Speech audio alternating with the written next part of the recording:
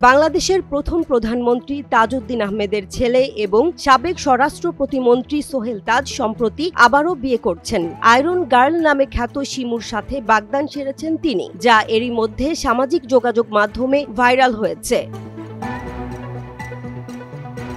Viral হওয়া ছবিতে দেখা যায় সোহেল তাজ হাঁটু গেড়ে অনেকটা ফিল্মি স্টাইলে কনের হাতে আংটি পরিয়ে দিচ্ছেন। এরপর থেকেই বিষয়টি নিয়ে সামাজিক যোগাযোগ মাধ্যমে চলছে ব্যাপক আলোচনা সমালোচনা। অনেকেই ফেসবুকে পোস্ট করে বলতে থাকেন এটি সোহেল তাজের সপ্তম বিয়ে।